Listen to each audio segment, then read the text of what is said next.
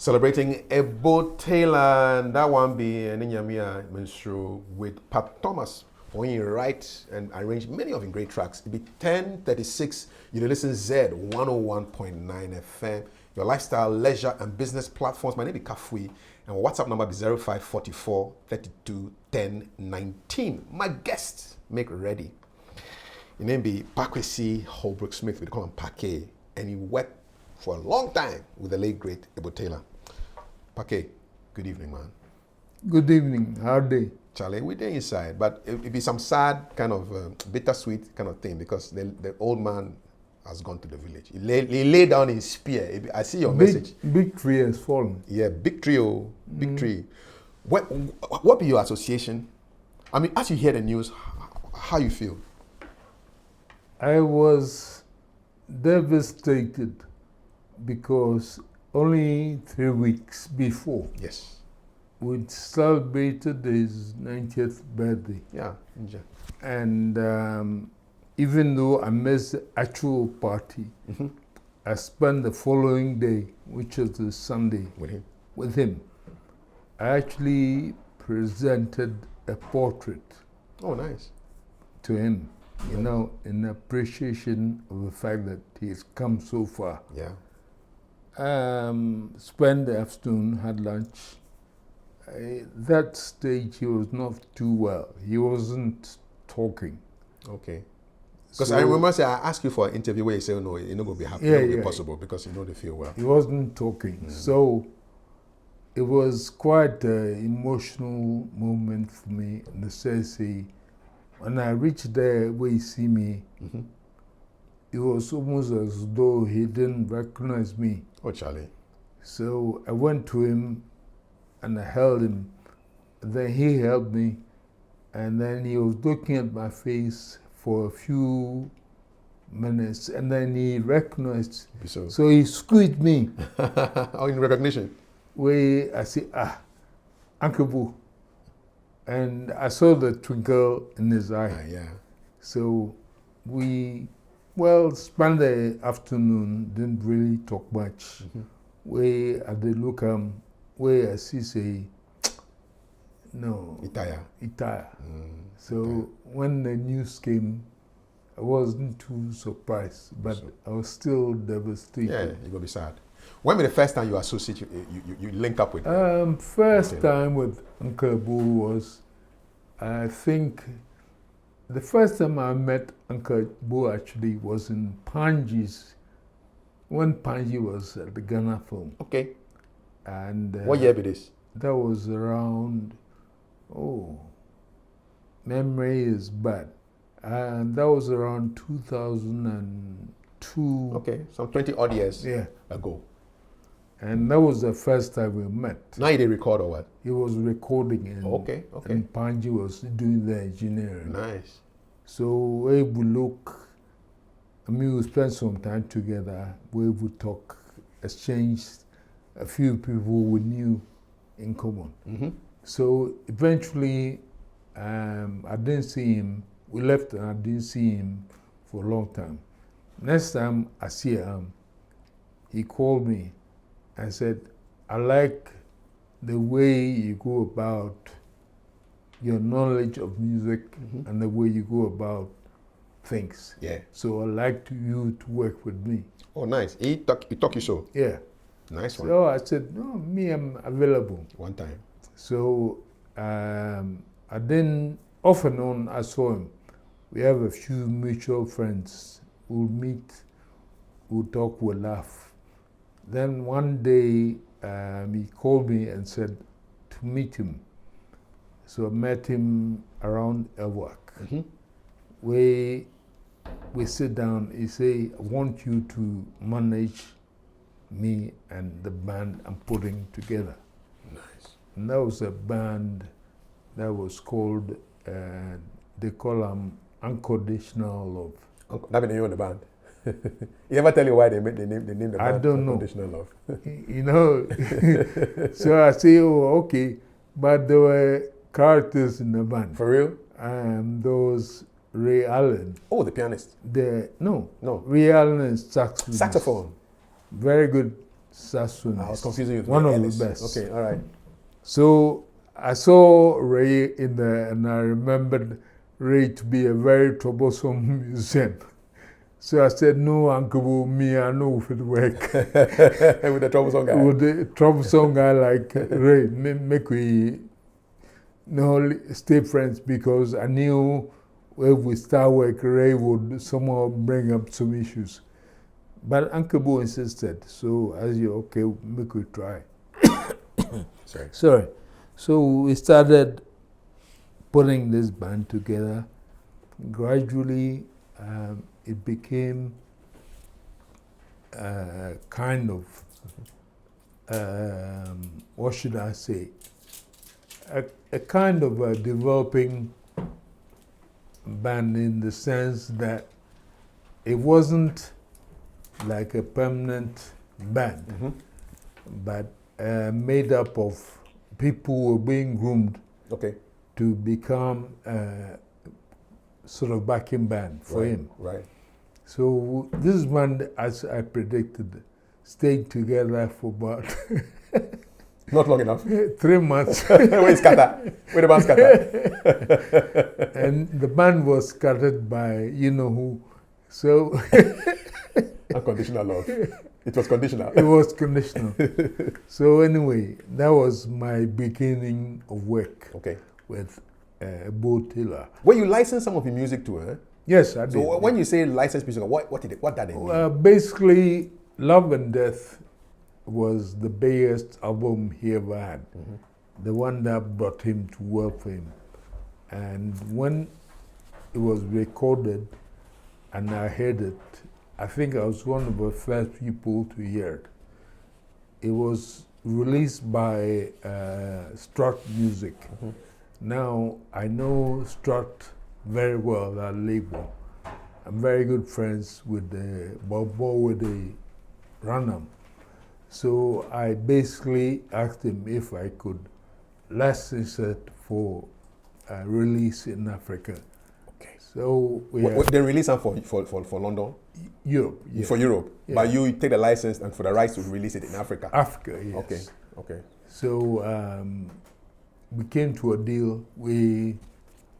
I released them. Okay. So I released it in Ghana, Nigeria, South Africa, I think Kenya, Those were the major markets? Major markets. What was the response to that release? Oh, very good.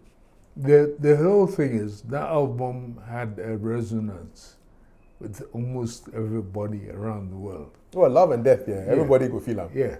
So it was magic. You ever go tour with Uncle Ebo Taylor before? Yes, we did. We traveled through Europe on a tour. Okay. And it was in promoting Love and Death. And we go Spain, France, Britain. Last show was in Wales. At that point, I was very tired. I remember Uncle Bo still they run wild. Where are they getting energy from? Because that's what I've been asking all his life. The jam. So in Wales, I remember after the show, me tired. Where they go hotel, go sleep. Uncle Bo say, "Oh, but the fans say they're having a party for us." That's right. So why are you going to bed? I said, me are tired. He said, oh, come, let's go. So in the end, he cooked me. Where you go? Where I go. We'll go to the club. Uncle Bo was on the dance floor. I was sleeping in the corner. The energy too much. Too much. What be your routine like? I mean, what the things the way we know they see. What did they, I mean? They rehearse a lot. How are they doing things? Well, Uncle Bo always traveled with a guitar. You know, even if he was here with us and chatting and fooling around, he would find a quiet time, sit somewhere in the corner and play, and basically compose. You know, so every moment he get tired, they put something down. Yeah.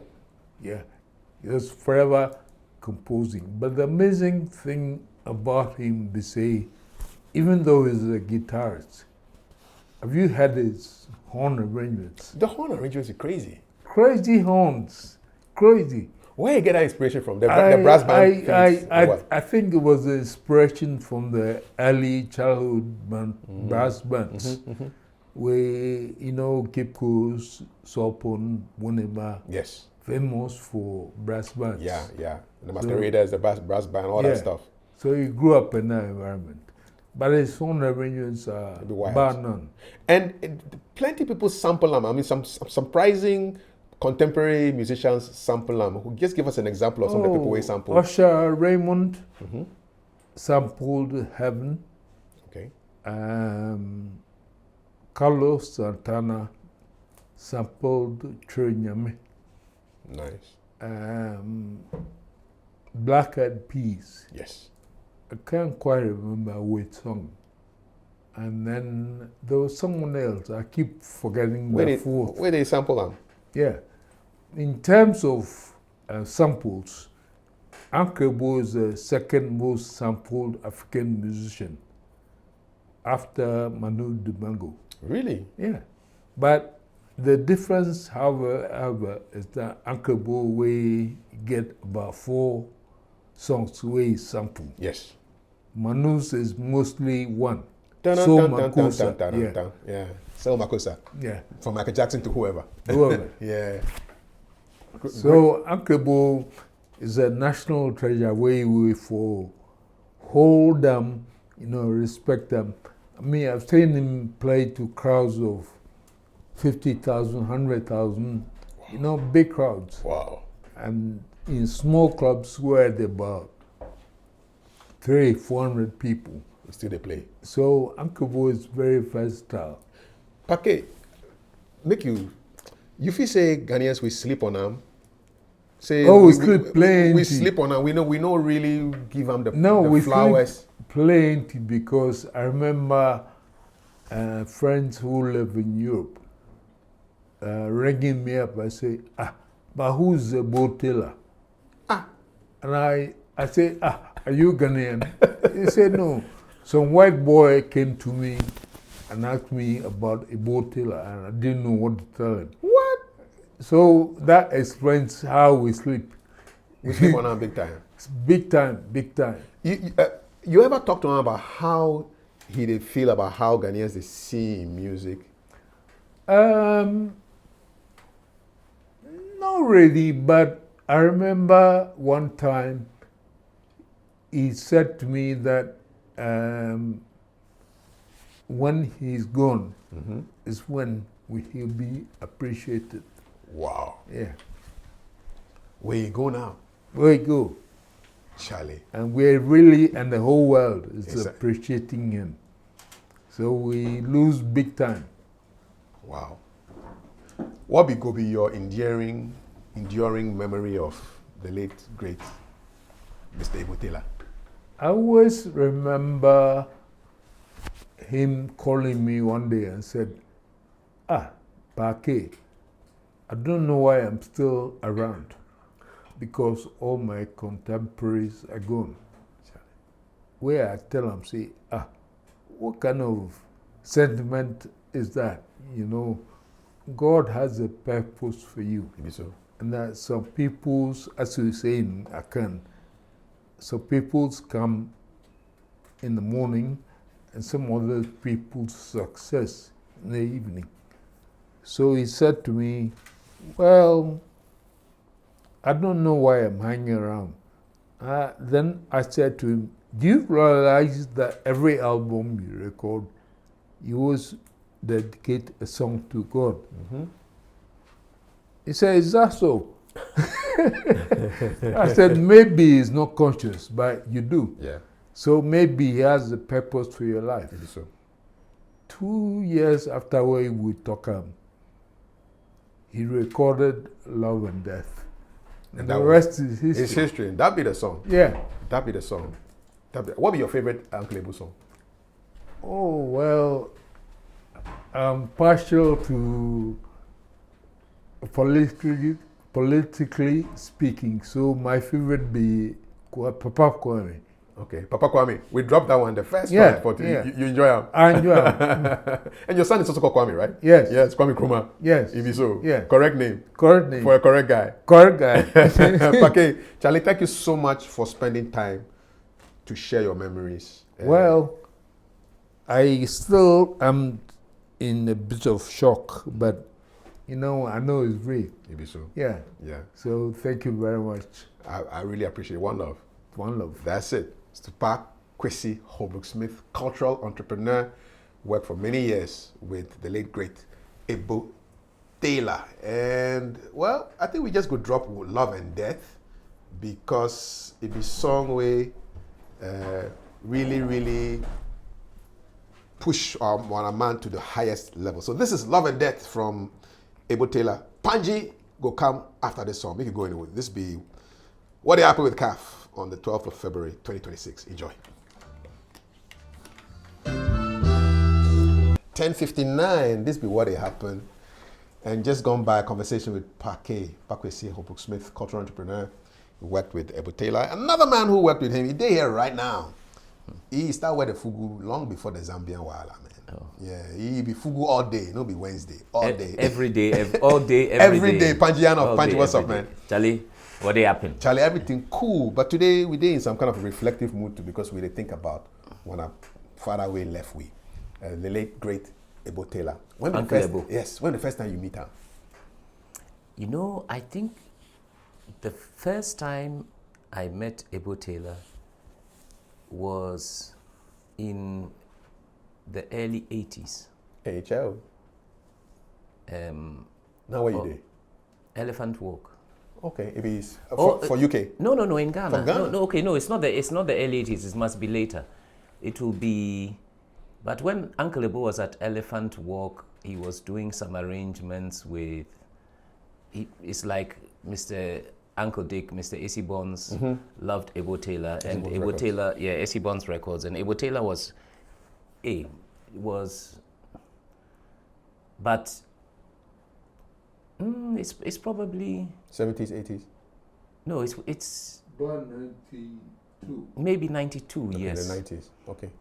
It was around the time I was experimenting with hip life. So, I mean, Ebo Taylor's records, or when I looked at records, many of like CK Man and his Carousel 7, that Asafo Besan, and those songs all Ebo Taylor contributed to arrangements, I was told. Okay. And so I went to see Mr. Esilfi Bonzi, and I told him, okay, I want to sample some of your records.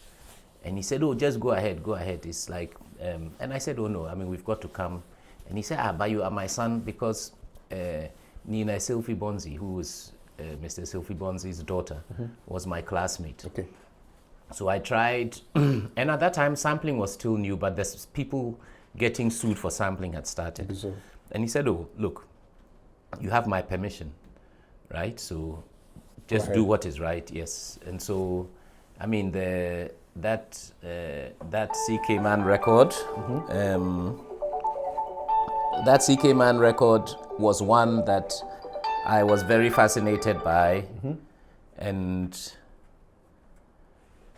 at that time, Elephant Walk Studios was functioning. Now where in North Carolina? Yeah, it's near the church. Yeah. The Lighthouse Church. Is that Dagyu Admin? Yeah. It's very close to at the kind of place for that studio. So, and then again in the early 2000s, my wife came from Saul Pond, and our favorite aunt between my wife and myself was called Aunt Abata. May she also rest in peace. And she grew up next to Ebo Taylor. Oh, nice. So I remember one time we brought Aunt Abata from the house to meet Uncle Ebo, and it was so touching, because, I mean, they had grown up as children, like 7, 8, 9, 10. So, and they meet like 40 or 50 years after or something? Oh, like 60 years. This was like 2001. Wow. So like I guess Uncle Ebo was already 70. almost 70. Yeah. Wow. So Uncle Ebo always came to the studio because, we were always recording.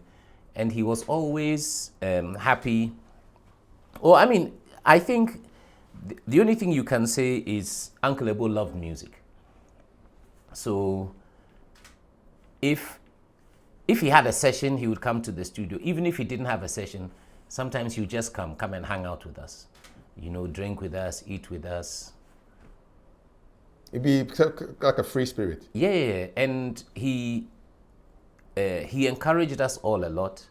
If somebody was struggling with something, Uncle Ebo would just take a guitar and say, play something. He say, isn't this what you are looking for? And you know, a great musician knows what you are looking for, Yeah. right? It's one thing to, and I think that is why Uncle Ebo was such a successful arranger, because if somebody was doing something, he instinctively knew what they were looking for. Mm-hmm. So, I mean, he was a very generous human being, very generous spirit, and you know, we loved him to come.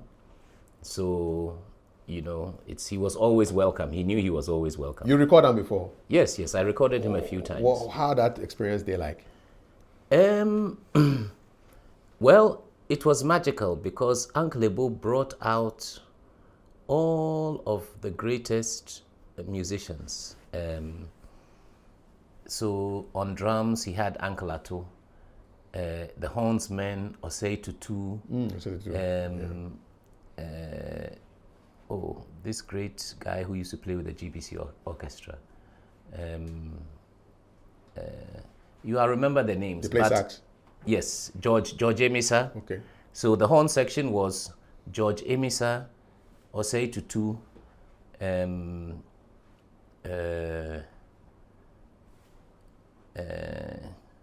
Trombone? Trombone was Ray Allen was on alto sax. Yeah. George Emisa was on tenor sax, and I remember the trombone. But he had a 5-piece horn section. Yeah. Which was really He liked amazing. horns, man. Yeah, he loved horns. And so we re-recorded some of his great hits, and he was trying to make improvements to not to the melody of the horns, but to the harmony of the horns. Okay. So I think this time around, because he had 5 horns, he was, you know, parting some things between the alto and the tenor sax. Yeah. And in that recording session, I learned a lot about arranging horns, you know, and it also made me realize, as for Uncle Osei Tutu, look, his tone on that trumpet was just unbelievable. And you know, when people play trumpet, you hear quang quang notes sometimes, but with him, Be clean. incredible. And I don't know whether, and also the speed with which they picked up arrangements, because some of them had played on those songs 20, 30, 40 years ago, but some of them were learning them for the first time. Still, but the speed was good. Yeah, so for me it was an incredible experience to work with. You know, you don't often get to record 18 musicians or 20 musicians simultaneously. Then plenty like that for the studio inside. Oh yeah. Hey, 18. Well, the horn section, It really backing be fine. vocals, you Yeah, know, yeah, guitar, yeah. bass, drums, percussion, It'd be big. shaker. Yeah, so it was. And those times, the studio big. Yeah. Ghana Films. Ghana Films. It's nice to have a big studio. Maybe so. But now we've all learned to work in smaller spaces. Small cubicles. And I've also learned to work outdoors. You know, it's really the perfect studio sounds like nothing, right? So if you go to an empty, silent place, it will actually beat In the studio environment. yes, almost nearly anyone. As PaaKay, I recorded a brass band for him on some football field in Takoradi. Nice, eh? So, and because brass bands especially, Yeah, because it's you did it's hear for so outside. big and so loud. Yeah, so if you play them for Yes. outside, it's even better. Almost any studio cannot contain The sound. a big brass Yeah, band. things So, will bounce off each other. oh, Charlie. But you go outside a football park, that is the natural environment for them. Yeah, there you go. Recently, I recorded God's Gift Brass Band in a cemetery in Domi. Perfect. Funny enough, that is where I recorded God's Gift Brass Band about 25 years ago. That's how I do.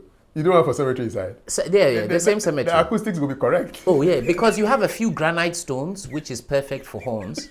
Some, you get some sound bouncing off them. But this is a cemetery with plenty of trees. It's a beautiful space. It be nighttime recording or Oh no, daytime. daytime. Oh, media like I go like night, could be but better, sir. no, but at night you have a lot of insects. But Okay. But it's also beautiful. The insects will always interact Ambience. with the music. Ambience. But in the case of God's Gift, the recording I did with them in the cemetery 20-something years ago, since then, they've done so many recordings in different places. And then You know the Richard? oh, they can't. You see the tombstones they do what? They bounce the sound. It's like, no, they give you small reflections, but very, very... But I mean, very, very random reflections come off tombstones. Charlie, we forgot to do some recording for some. Oh, Charlie. Some cemetery like that. But Konimo, Yeah. he showed me something that if you wake up in the morning Yeah. around 4 o'clock and you go and sit in your garden and you start playing one song, right? As the birds start singing, they will sing your song. Hey. So if you play from like 4 to 6, you can go back and lie in your bed. The birds will continue singing the song that you were playing. Because when birds sing, they always come, they come to harmonize with whatever they are hearing. So you might think animals make random sounds, but that's why if this one sings, this one will reply. Sometimes it's two birds. So the birds, animals always interact when they make sounds. They don't clash. You try this 4 o'clock thing. Oh, I try. Yeah, for trial. Oh, you for try. Just wake up and you play the same song. Oh, repetitively. Yes, over and over and over. To train them. It's like, how do they train AI? we could train the birds. BI, we train BI. Bird intelligence. The things we hear for what they have, man. Don't be small. Charlie, why be say the new generation of musicians, the 20-year-olds, the 30-year-olds, maybe even the 40-year-olds, if you mention Ebo Taylor, they don't know who they talk about? Oh, I don't think that is so true because you see, the 20, 30, 40s, they have heard some of the songs which have sampled Ebo Taylor. But they don't know Sabia. Maybe they don't know Sabia. But, and also, Charlie, Ghana, Charlie, we know they respect history, we know they respect, and it's because we know they respect our ancestors. You see, we go take modern foreign god, so we feel say anything which is not modern is bullshit. But, so anything from the past, if take time self-crowd, they feel say, oh, this, anything more than 40 years old is evil. Nonsense. Because they've told you your culture is evil, your tradition is evil, your ancestors are evil, that there is a generational curse. Yes, because your ancestors were evil, they were not Christians.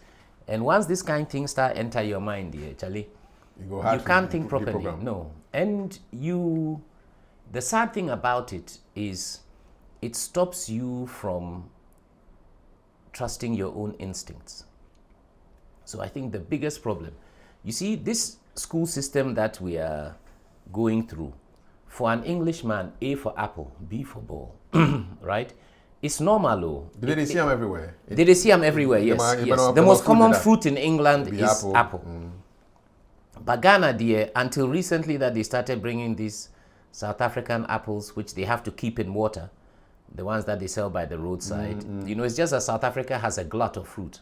Otherwise, Charlie, then apple no day Ghana. No. So why did the teachers, when they want to teach children something, you are trying to teach them something they are familiar with? So A for Aluguntugui. Or A for Akplen, or A for Alasan. Yes, Alasan, why not? Yeah. Or A for Ekutu. Ekutu. Yes. Or A for Africa, yes. But I mean, no, I think Africa is too conceptual. Yeah, something you go see. Yes. So Alasa. Yes, something that you know. So I like Akplen though. If Akplen. So depending on me, I chopped Akplen this morning. So if you did Portal Region, A go for Akplen. If you did somewhere else, A for Alasa. Depending on your yes. Abenkwa, A for Abenkwa. Yes, something you are familiar with, right? But if the fact that the teachers who are trying to teach people don't understand that the reason why you say A for apple is to try and connect the A to something that the child is already familiar with, right? Mm-hmm. The fact that the teachers don't understand that, it'd be a problem. It shows you that the teachers have their minds have been polluted because they actually don't understand the function of what they are trying to do. They are just aping something. So you think this whole phenomenon seep into the way we appreciate even our old musicians, and so nobody wants to go near that thing. Yes. They want everything to be new all the time. If a Ghanaian wants knowledge, does he go to the elders in his village to go and ask them, or will he go and look in an encyclopedia? He doesn't realize that your father, your grandfather, your aunts, your uncles, they are walking encyclopedias. Maybe so.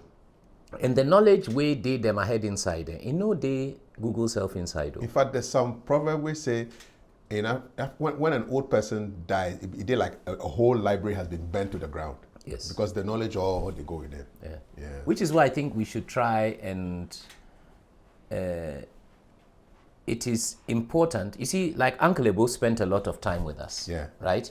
So some of his knowledge, at least how to arrange horns. You pick up. Yes, I can say I learned a lot of that from just by watching him. Mm-hmm. He doesn't have to sit down and tell me this is this and this is this.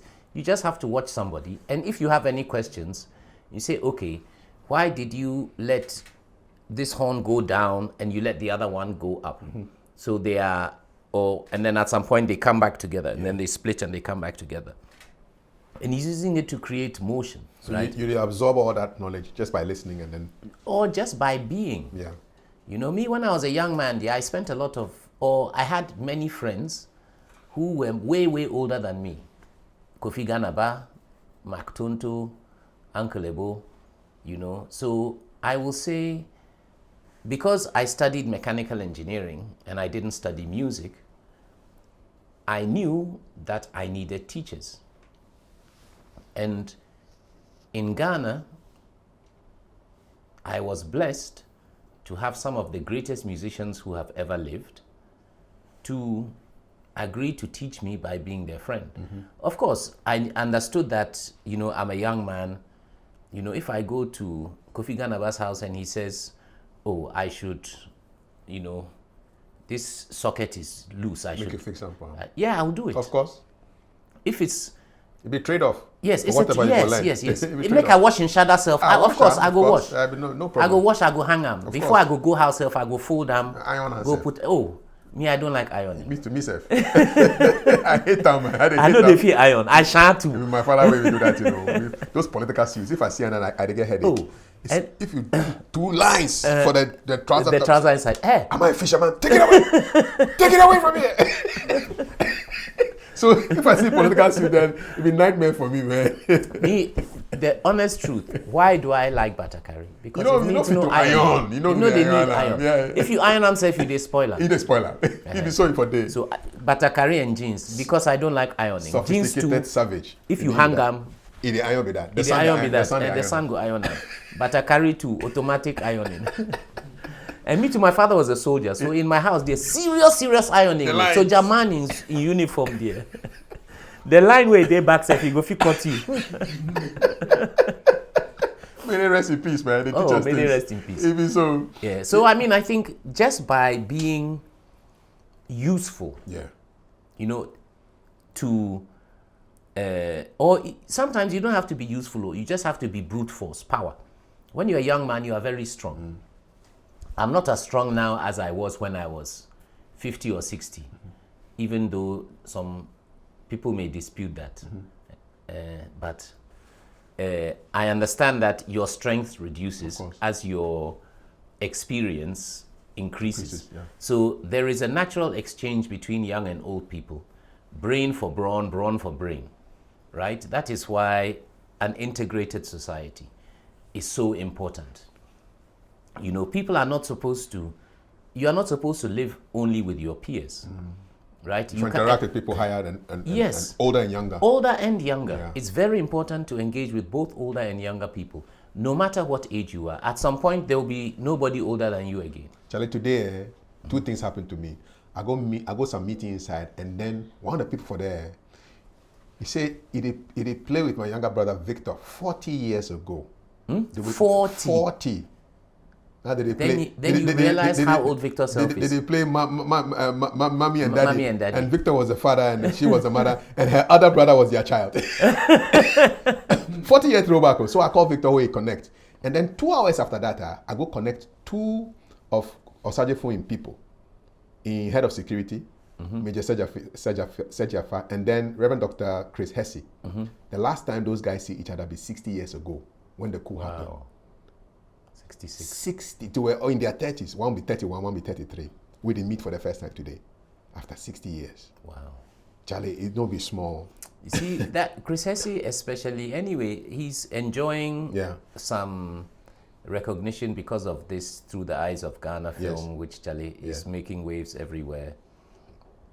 You know, so congratulations to all of them. But, you know, the number of individuals that Kwame Nkrumah spent time and energy training, right? Kwame Nkrumah would personally identify people, right? It's Mactonto, Teddy Osei, Ebo Taylor.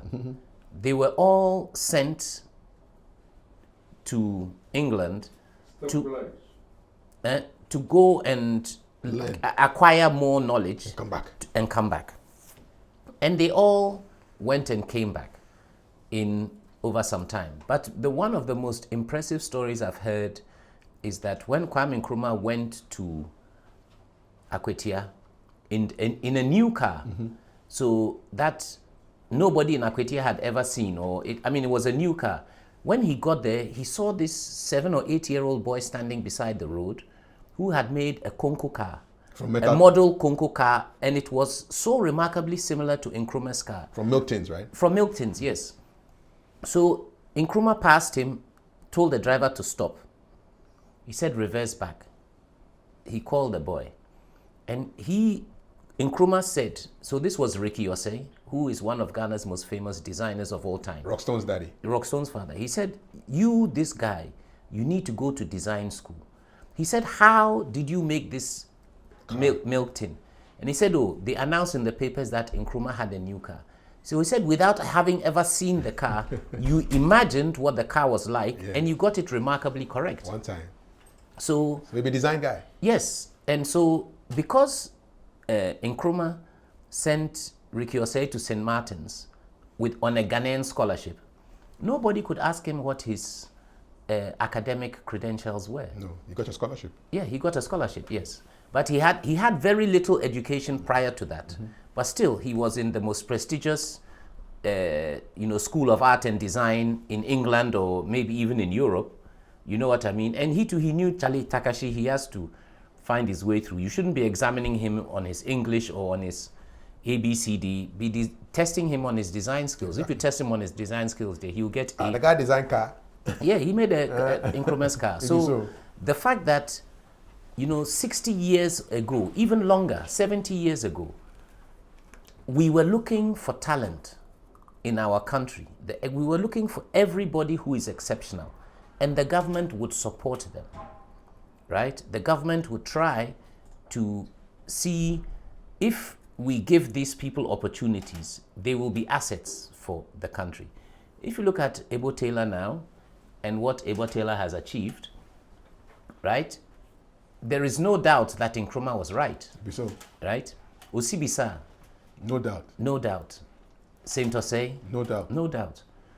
So there might be a few times when they didn't get it right, but Charlie, they got it right a hell of a lot of the time. So, this concept or this idea that we must seek the brilliant young people in our nation and make sure their potential is realized is an important part of, what I've been seeing is the scholarships that these people should be using, rather MPs are going to use them to, I don't really understand that whole action, man. How can an MP take a scholarship meant for a young person to go and do your MBA or something? Yeah, because you want to be a minister. You know, it makes sense. You know, they make sense. But, you know, Ghana with it. it be Ghana with it. What you feel say be the most enduring contribution Uncle Ebo Taylor make to Ghanaian music?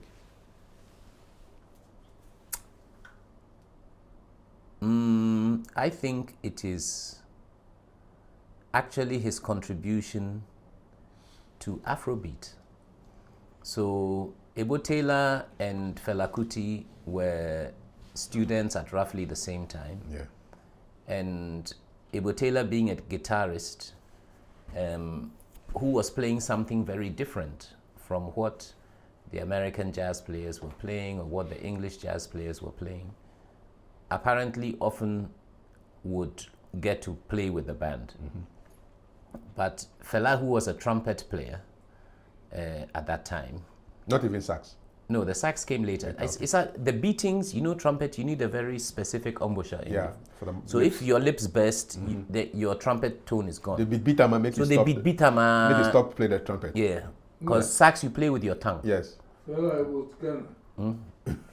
So, so I think Ebo Taylor this is long before Fela came to Ghana in the late 60s and the early 70s, you know, to study more high life. But back in the 50s and the early 60s, it is Ebo Taylor who showed Fela that, okay, with the power of high life, we will get a seat on the table.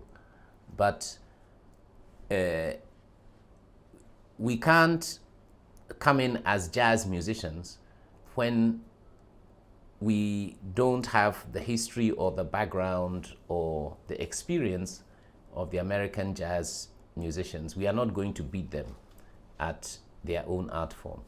But if we use high life as our foundation, then we will always have a seat at the table. So Fela also used juju music, high life, but you see, it's high life that had the really, really interesting arrangements, you know, big band sound, you know, big horns, big, really complex rhythm sections, beautiful bass lines.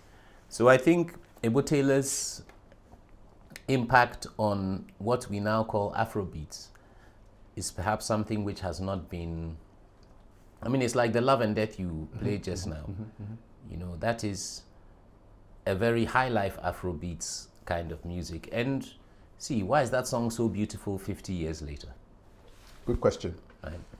This is what happened with Mikaf and Panji, and we can play one Ebo Taylor track like that. Poverty no good. I agree with that statement. Poverty no so good. this be the Poverty no good by Ebo Taylor. Make you enjoy it. Of course, poverty no good. Poverty they ain't no good. Poverty At all. no good. That was a great track. Oh. It has this kind of a traditional, this so-called fetish. It's not fetish. I think it's just traditional possession music, man. Yeah, but it is spiritual music. Very, very because spiritual. It can help you leave your body. Yes. I think because So out of body experience. Yes, it's or you have an experience that you yourself might have no recollection of, but people will tell you you did amazing things.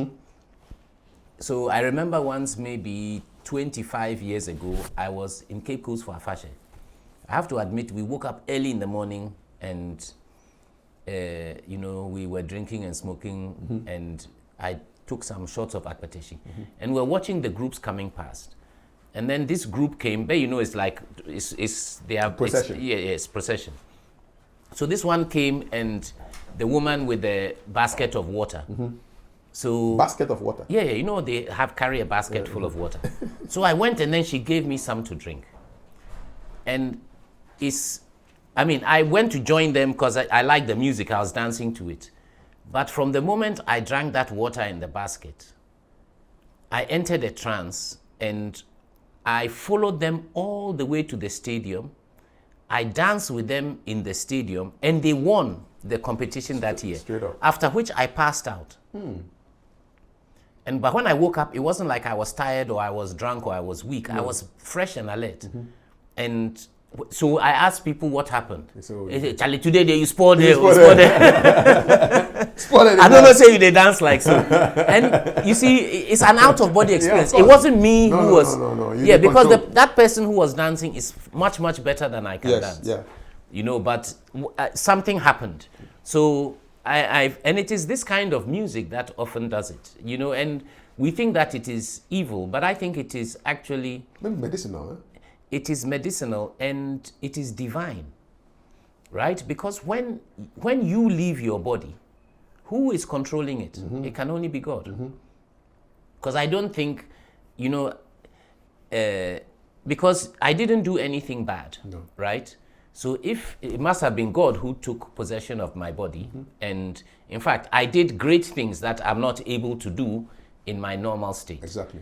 So it's like a higher power. It's a higher power, yes. So when possession enables you to do things that you are not capable of doing, so that is why they say it's even linked to like great talent. I mean, people who do, supernatural feats, whatever it's music or it's art or something. It's almost like they're possessed. Yes, and we think it's bad, but actually it's a blessing. So the reason why I am not very fond of religion, and it's not I don't like Christianity or I don't like Islam. I don't like any kind of religion because I feel that religion is always against these things. And yet these things have existed throughout human history. And Africans have always embraced them, right? If you look at any cultural history, there are always people who can do supernatural things. So the supernatural, or in fact, the word supernatural is an English word, but it's not negative. You know, it is supernatural. It's a higher form of natural. Yeah, it's a higher form. Just like the highest form of anything, the highest form. Supersonic. Yes. Higher than what you hear. Yeah. So. Superhuman. Superhuman, yes. So why should we discourage our children from being able to have these experiences? Even though I have also seen possession in churches, but it's usually this Seraphim and Cherubim, these Aladura churches. Because them there, they play Tigare musical. You know when you go to Aladura church, pure Tigare music. That's just possession musical. It's possession music, yes. Like a bit of what we heard right now. Yes. You know? So, and... so it's not surprising that they fall into the trance, eh? No. You invited it, now that you are in shock. Oh, no, they know it's going to happen. Because it be them start the all night. It be them start. As far as I know, because they'll be playing this music from like 6, 7, 8, 9, 10 hours in a row. So after that amount of time, you will go into a trance. You will go into trance. Yeah, big time. And I listen a lot of Uncle Ebo Taylor in music, and you hear different. You hear maybe Akan influence. You hear Ever. You hear Ghana. You hear. It's just like. Northern. And Northern as well. We forget Ebo Taylor told me many years ago that he was half Northern. Oh, okay. I don't know which of his parents, but he always, that time I was working with King Isoba and so on, he really liked that music, and he always said that it. And actually, if you look carefully at Uncle Ebo's face, you see that these are not typical Fanti features. Uncle Ebo has, fra features, I think especially. So I don't know, but Uncle Ebo said that he had very strong... It's like a lineage affinity. Yes, lineage. I don't know whether it's his father, his grandfather, his aunt. So he entered the music too? Yes. But, Uncle Ebo explored music from everywhere. He didn't limit himself to Adaha music or, Fanti music or anything at all. He was always experimenting. He was always picking up influences. So, and I think that is what art is about, is your mind must always be willing to learn new things, to explore new concepts, and I think that is what, blessings to him, may he rest in peace, but that's what Ebo Taylor did for almost his entire life. Now he did go on tour till just recently. Where you feel the energy they come from, man? I think music. The music way they energize them. Yes. Because if I did look the musicians, J.W. Ambole, does he look his age? No way. Paa Thomas I don't want to reveal Paa Thomas's age, but Paa Thomas is very close to, or not that far behind Uncle Ebo's age. Wow, still right? perform. If you see him walking around, you think he's a teenager. It's true. Right? Look at Reggie Rockstone. Yeah. Right? Very fit, very healthy. Kojontri. Kojontri, yes. Kojontri too, he grew. Yeah. Today I did listen on. Kojontri, he grew ankasa, you know, Onyakwala. No. Yes. Look at Amachi Dede. Yeah. Amachi Dede too, he has grown in bones, but if you see He has him... grown in what? He grown in bones. Serious. Serious. But Farsight Enterprise. yes. Look, memory. Yes. First Eye. It's first time. It'll be fast. First Eye day, Farsight today. Oh, Farsight today. Oh yeah, them all day. I don't know.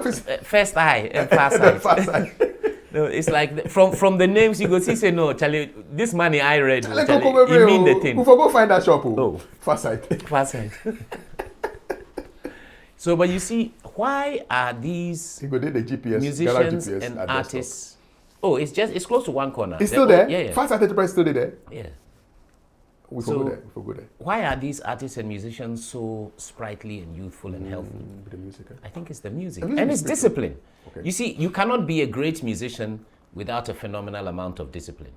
I remember when I met Ray Allen, this man has been playing sax for 40 years. He will wake up every morning and rehearse for 2 hours Straight. straight. Every morning he does his 2 hours, just practicing on the saxophone. So of course he's getting better and better and better and better course. every day. So you cannot be a great musician without a phenomenal amount of discipline. So keeping your mind, body and soul healthy, it's not that hard. It just takes a little bit of discipline.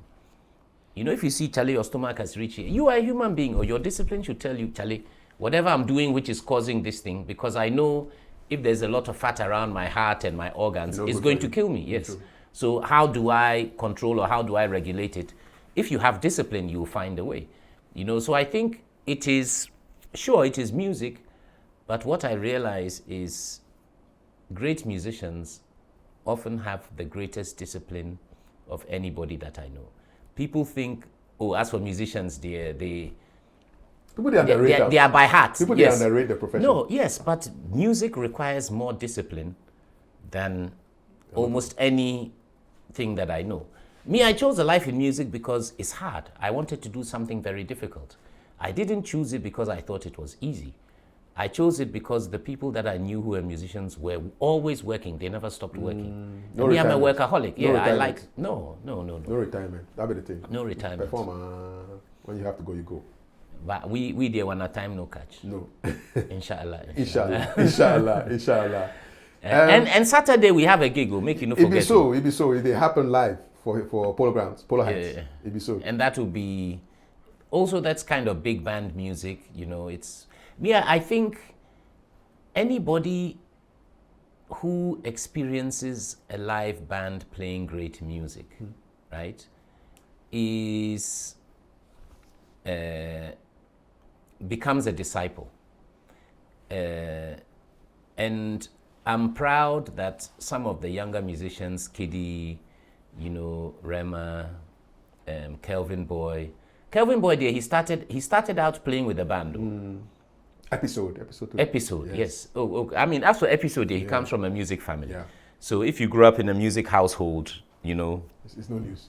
Yes, you have. But the Episode's performances I saw in Europe over like November, December this year, Charlie. Powerful, huh? Oh, beautiful. So- Visually, spiritually, musically, in terms of how to engage. Yeah. You know, say the artist too, so they help. Oh, yeah, He's yeah, an yeah, artist, yeah, that's yeah. why they paint and things. See, anybody who can sing can dance. Anybody who can dance can act, Yeah. right? Anybody who can act, quite often they can draw. Because what is drawing? Drawing is being able to see something. You cannot draw what you cannot see.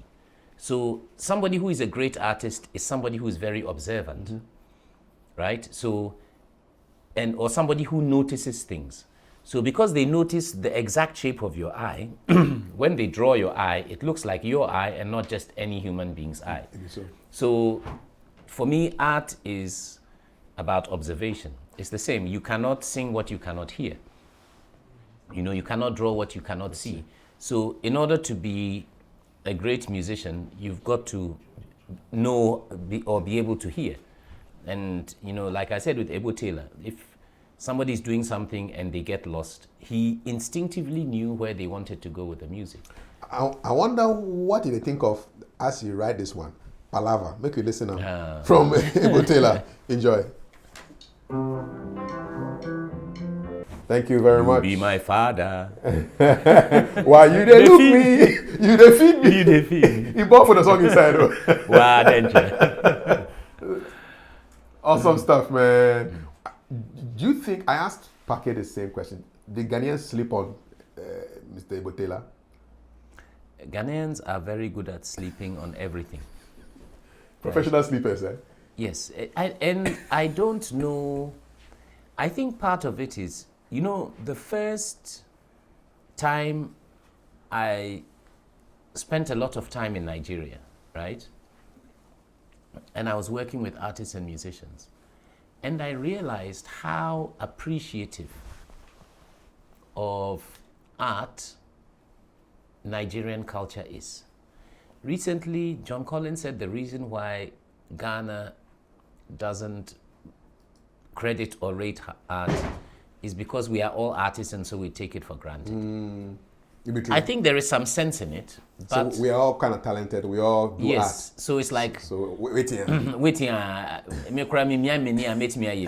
right? Is this supreme confidence or supreme ignorance, man? Well, it's, you know, it's good to be confident, Yeah. right? It's good to have faith in yourself. And sometimes having faith in yourself is considered arrogance. But I think every human being is entitled to have faith in themselves, whether they know anything or not, right? It's not what you know or who you are that should make you confident. It's just being alive and being a human being. That is enough to be proud of and to celebrate. But I do think Ghana is not, our culture, it's not limited to music. It's football.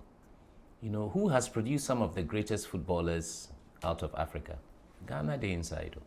We still the producer. And we are still producing, yes. So, He left tournament with a win. oh, you see, right now they've made Otto Addo the coach of the Black Stars, right? Yeah, man. Otto Addo should be running, they should get Otto Addo to go and clean up the GFA. Because Ghana's football problem is the GFA. I know say they will come beat me for this. How they go fit beat you? Be your opinion. It's see, the GFA people will sit down. They will share the under 12 and the under 17 Ghana national team between the players that they manage. So instead of the best 12-year-olds going to represent Ghana, it will be the best 12-year-olds that are signed to our teams, right? That kind of selfishness is very, very, very, very unhealthy. So I think Ghana's problem, look, Ghana has incredible footballers. I'm not saying Otto Addo is a bad coach, but I'm saying Otto Addo with his no-nonsense, forthright, we are going to do it the correct way. We do it the correct way, okay? German style, yeah. That is what the GFA needs. As for the coach, the media, I still like Kwesi Appiah. Right? My favorite coach, apart from CK Man and Osam Dodu, CK Jamfi and Osam Dodu. Yeah. CK Jamfi, yes. Yeah.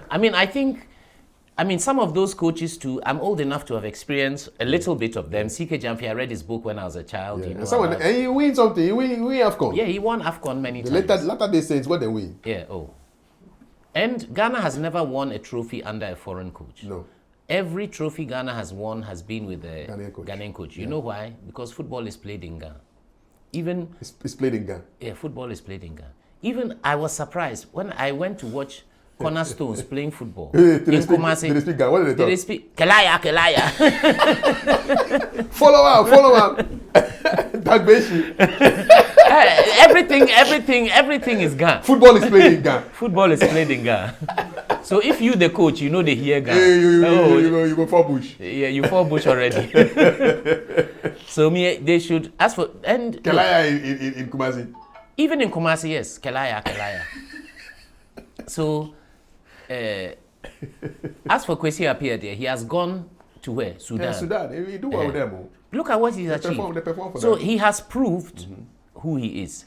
If I was him, I'll never come back to Ghana. If I was him. But for me, I want us to have a Ghanaian coach like Kwesi Appiah.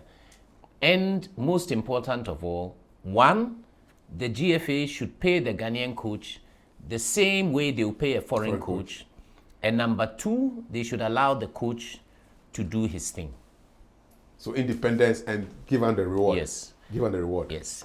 I heard, I won't say which coach said this, but I said after he has chosen his 23 players, then everybody they bring in list come give him.